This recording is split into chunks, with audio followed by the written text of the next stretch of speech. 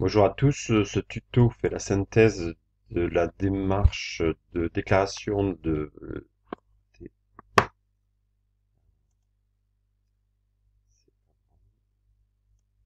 Bonjour à tous, ce tuto fait la synthèse des démarches administratives liées à l'arrêt maladie d'une salariée, Madame Girardin, qui a un salaire de 2800 euros par mois et a été absente 20 jours calendaires et indemnisée par l'employeur pour 13 jours.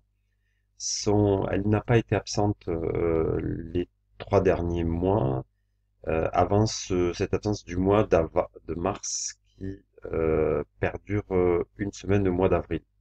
Nous sommes en train de traiter le bulletin du mois de mars.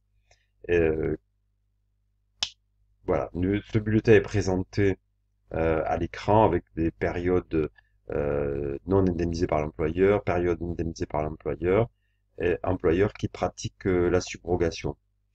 Donc, je vais vous montrer la déclaration, l'attestation de salaire et ensuite on fera le point sur les méthodes de transmission.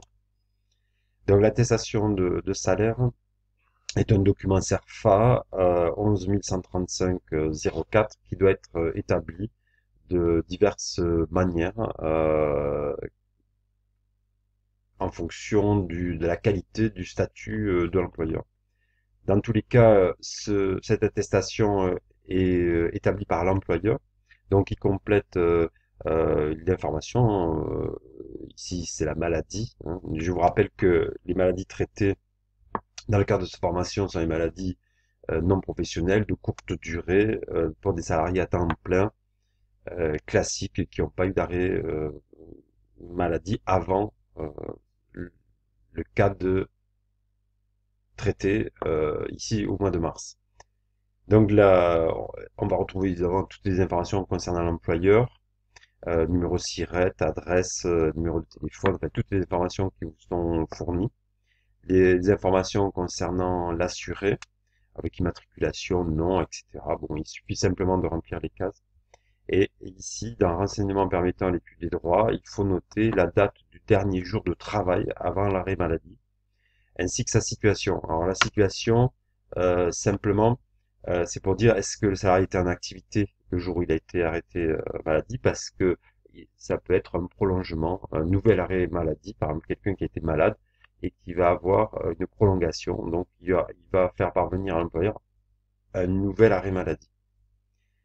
Dans, dans la durée du travail, eh bien, on doit décompter le nombre d'heures de travail effectuées par ce salarié dans les 3 mois qui précèdent. Donc pour un salarié à temps complet, les 151h67 fois 3 mois, ça fait 451 heures. 455 heures.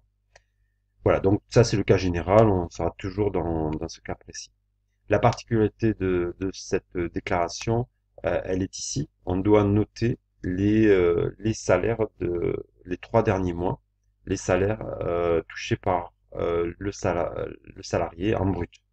Donc on doit cocher la cellule brute et on va déclarer les 3 mois. Sachant que cette salariée a été malade au mois de mars, on doit déclarer le mois de février, le mois de janvier et ici le mois de décembre.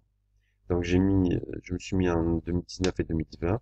Donc la période du 1er décembre 2019 au 31 décembre 2019 a touché 2800 euros bruts. Du 1er janvier 2020 au 31 janvier 2020, 2800. Et en février, c'est identique. Bon, les cas de figure particuliers pour la maternité, pour l'adoption, donc ils ne nous concernent pas, hein, ce sont des cas particuliers. Ici, l'employeur pratique la subrogation.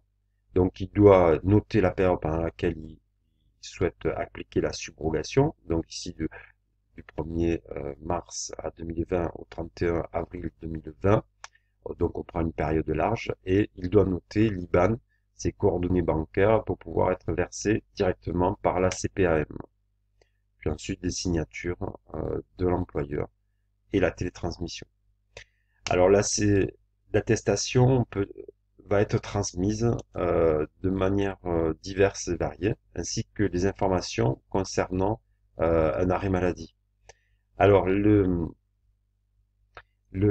on peut le faire par Internet sur le site netentreprise.fr. La méthode est dite en EFI, échange de formulaires informatisés, ou par le logiciel de paye, en EDI, en émettant une DSN événementielle.